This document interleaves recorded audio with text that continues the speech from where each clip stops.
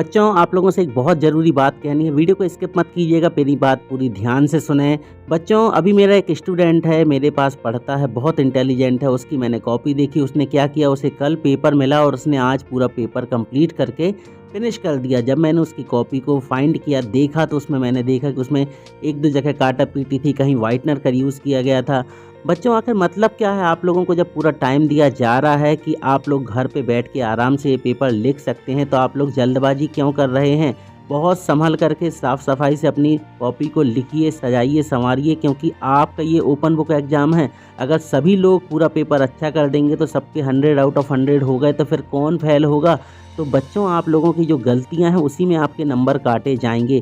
सुन लें बात ध्यान से। और इस एग्ज़ाम के नंबर आपके फाइनल एग्ज़ाम में जुड़ने वाले हैं, ऐसी सूचना निकल के आ रही है। इसलिए बहुत अच्छे से और साफ़-सफ़ाई से आपको पेपर को हल करना है। बच्चों, आज हम लेके आए हैं आपके लिए कक्षा 10वीं विज्ञान विषय का जो आपका प्री बोर्ड एग्ज़ाम है उसका प्रश्न पत्र का सॉल्यूशन। तो जैसे इसमें देखें, पहला विकल्प है सही विकल्प। क्या होगा यदि तनु हाइड्रोक्लोरिक अम्ल को लौह चूर्ण पर डाल दिया जाए? तो इसका बच्चों उत्तर है पहला वाला ऑप्शन, हाइड्रोजन गैस और आयरन क्लोराइड का निर्माण होगा। तो पहला वाला ऑप्शन लगा लें। दूसरा है धातुओं को पतले तारों में खींचे जा सकने की क्षमता। तो धातुओं के जो पतले तार बनाए जाते हैं तो वो तन्यता के कारण होता है, तो इसका ऑप्शन होगा पहला वाला। फिर तीसरा है ग वाला, दो तंत्रिका कोशिका के मध्य के खाली स्थान को क्या बोला जाता है? तो बच्चों, इसे कहा जाता है स्नैप्स। फिर घ वाला है, अमीबा में से निम्नलिखित में से अलैंगिक जनन मुकुलन किसके द्वारा होता है? तो ये होता है बेटा ईस्ट के द्वारा। तो इसका आप दूसरा वाला लगा लें। बच्चों, एक मैं यूट्यूब चैनल को देख रहा था, उसने गलत उत्तर दे दिए हैं। जैसे ये डा वाला है, विद्युत धारा उत्पन्न करने की युक्ति।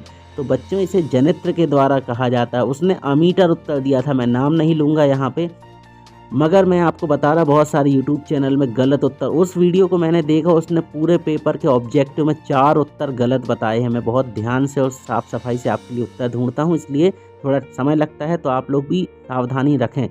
फिर चा वाले का उत्तर होगा दूसरा, घास, बकरी तथा मानव। फिर छा वाला जो है उसमें लिखा है विश्व में सबसे तेजी से कम होने वाला प्राकृतिक संसाधन, तो वो है बच्चों वन।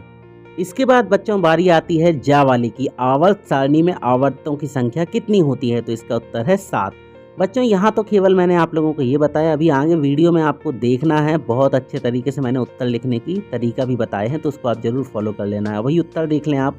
अब उस यूट्यूबर ने यहाँ पे जो पहला ऑप्शन है, जल एक हाइड्रो ऑक्साइड है। व्हाट द हाइड्रो, ये हाइड्रो क्या होता है?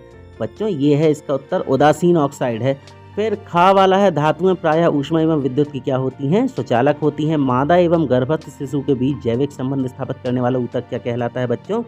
ये कहलाता है प्लेसेंटा। फिर घा वाले का उत्तर आप लिख लीजिएगा, अंडाशय। मानव के शरीर में अंडाणु का निर्माण कहाँ? अंडाशय में होता है। पराग कोष में क्या पाए जाते हैं बच्चों? पराग कण पाए जाते हैं। अनुवांशिकी के जनक होते हैं ग्रेगर जॉन मेंडल। किसी तार के प्रतिरोध उसकी लंबाई के क्या होता है? अनुक्रमानुपाती। और जो जा है, मस्तिष्क एवं मेरुरज्जु कौन सा तंत्र बनाते? तो तंत्रिका तंत्र बनाते हैं। ये हो गए पूरे उत्तर यहाँ पे। फिर इसके बाद सही जोड़ियों की बारी आई, तो सबसे पहला है जो सबसे अधिक क्रियाशील धातु। तो सबसे अधिक क्रियाशील धातु पोटेशियम होती है। दूसरे में आप लगा लीजिएगा, और सामान्य रक्तचाप 180/80 मिलीमीटर हाइड्रोग्राम ये रहता है। फिर पादप हार्मोन, ये साइटोकाइनिन के रूप में लिखेंगे यहाँ पे। फिर घा है, शुक्राणु उत्पादन नियंत्रण, ये होता है बेटा टेस्टोस्टेरोन के माध्यम से। फिर तारों का टिमटिमाना, ये वायुमंडलीय अपवर्तन के कारण होता है। फिर लेंस की क्षमता का मात्रक होता है बच्चों डायाप्टर।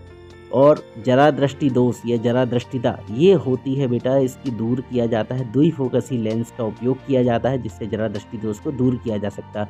आखिरी वाला है विद्युत विभवांतर, जा वाला। तो विद्युत विभवांतर के लिए बच्चों इसका मात्रक होता है वोल्ट। मैं फिर से कहूँगा, अभी तो आप ये देख लें, मगर आपको लिखना कैसे है इसको अभी मैं पूरा आपको भी डिटेल देने वाला हूँ। एक शब्द एक वाक्य में उत्तर। शुद्ध जल का पीएच मान कितना होता है बच्चों? तो शुद्ध जल का पीएच मान होता है 7 होता है। फिर 2 या 2 से अधिक धातुओं का समांगी मिश्रण क्या कहलाता है? जब 2 धातुएं मिलती हैं तो उनके मिश्रण से जो धातु बनती वो मिश्र धातु कहलाती है। हरे पौधों की पत्तियों में पाए जाने वाले वर्णक का नाम वो होता है बच्चों क्लोरोफिल। फिर घा वाला है, नर युग्मक एवं मादा युग्मक के संलयन को क्या कहते हैं? तो ये कहते हैं निषेचन। फिर डा वाला, लिंग निर्धारण करने वाले गुणसूत्रों के नाम, तो उसने लिख दिया था लिंग गुणसूत्र। बच्चों, ये 2 गुणसूत्र होते हैं, एक्स गुणसूत्र और वाई गुणसूत्र। तो इसका उत्तर कैसे लिखना अभी आगे आपको मिल जाएगा। लेंस की क्षमता का सूत्र होता है P=1/f, इसका मात्रक डायऑप्टर होता है। फिर निकट दृष्टि दौर के लिए आपको कौन सा अवतल लेंस और विद्युत प्रतिरोध का SI मात्रक होता है बच्चों, ओम। अब देखें आपको उत्तर लिखने कैसे। देखो पहले प्रश्न के उत्तर इस तरीके से आप हेडिंग डालेंगे ब्लैक पेन से और इस तरीके से बहुत अच्छे से आपको उत्तर लिखने हैं। एक भी काटा पीटी नहीं होनी चाहिए ताकि आपको अच्छे नंबर मिल सकें। मेरा प्रयास होता है बच्चों की मैं अपने स्टूडेंट्स को अधिक से अधिक सही से सही सटीक जानकारी दे सकूं और इसीलिए आपका भरोसा हमारे ऊपर बना रहता है। हम आपको ऐसा प्रयास करते कि अच्छे से अच्छे नंबर मिल जाएं। तो इस तरीके से आपको पूरा एक पेज में ये पूरे एक पहले ऑब्जेक्टिव, फिर देखें रिक्त स्थान की पूर्ति, इस तरीके से आप भी लिख दीजिएगा। ब्लू और ब्लैक का प्रॉपर यूज़ कीजिएगा। जहां खाली स्थान आ रहे हैं वहां पे आप ब्लैक कलर से इसको फिल कर सकते हैं, कोई प्रॉब्लम नहीं है उसमें। आपको बाकायदा अच्छे नंबर मिलेंगे। जितने अच्छे से आप साफ़ सफाई के माध्यम से आप लिखोगे तभी आपको पूरा प्रॉपर अच्छे से नंबर मिलेंगे, क्योंकि यहाँ पे आपका ओपन बुक एग्ज़ाम है। छोटी छोटी बारीक चीज़ों पर भी आपके नंबर कट जाएंगे। तो बच्चों ज़्यादा जल्दबाजी ना करें, एक दिन ले लें एक पेपर को हल करने में तो भी आपके 6 दिन में 6 विषय के पेपर कंप्लीट हो जाएंगे। जल्दी का काम शैतान का होता है। यहाँ देखें सही जोड़ी में आपको कैसे कॉलम ए बनाना है और उसके ठीक सामने आपको उत्तर लिख देने हैं। टिक करके या लाइन बना करके आपको उत्तर नहीं लिखने हैं जैसे कि लिखते हैं नॉर्मली। आपको सीधे कॉलम ए और कॉलम बी सीधे सीधे एक दूसरे के सामने ही रख देना है। इस तरीके से आपकी सही जोड़ियाँ भी कंप्लीट हो जाएंगी। बहुत अच्छे से साफ सफाई का ध्यान रखते हुए आपको ये कार्य करना है। इसके बाद देख लेते हैं प्रश्न चौथा, जो एक शब्द एक वाक्य में उत्तर। तो जो एक शब्द में दिए जा सकते हैं उन्हें एक शब्द में दे दो और बाकी वाक्य में बना के लिख दो। जैसे शुद्ध जल का pH मान 7 होता है, अब इसमें केवल 7 लिखना अच्छा नहीं होता, तो इतना आपने लिख दिया बहुत है। फिर दूसरे में आप सीधे लिख देना मिश्र धातु, फिर क्लोरोफिल, निषेचन, X गुणसूत्र, Y गुणसूत्र और ये टोटल लिंग गुणसूत्र कहलाते हैं, इसलिए कोष्टक में आप ये लिंग गुणसूत्र भी लिख दीजिएगा। लेंस की क्षमता का सूत्र ये होता है, पूरा लिखा है आपके सामने और इसको इसी तरीके से आपको हल कर देना है। जल्दबाजी ना करें, जल्दी का काम शैतान का होता है। फिर यहाँ पे आप देखें 2 नंबर के प्रश्न है कि श्वसन की क्रिया ऊष्माक्षेपी या ऊष्माशोषी, इसका कारण बताना और तेल एवं वसायुक्त पदार्थों को नाइट्रोजन से प्रभावित क्यों किया जाता है। तो इसका उत्तर ये देखा हुआ है। इसको भी बेटा ब्लैक और ब्लू के कॉम्बिनेशन से लिखना है। आपको उत्तर लिख देना ब्लैक पेन से और उत्तर की हेडिंग बस ब्लैक पेन से, बाकी पूरा प्रश्न ब्लू पेन से लिख देना। इसके बाद अगला प्रश्न है जो आपका वो है, यहाँ देखें आप लोग, ये 6वां प्रश्न, अमलगम किसे कहते हैं और संचारण किसे क्या है। इस दोनों में से कोई एक करना था, तो मैंने यहाँ आपको संचारण का उत्तर दे दिया है। तो ये है बच्चों यहाँ पे संचारण वाले प्रश्न का उत्तर। इसको आप देख लें बहुत अच्छे से और बहुत आराम से आपको इनको लिख देना है। गलती ना करें, क्योंकि गलती करोगे नंबर कट जाएंगे।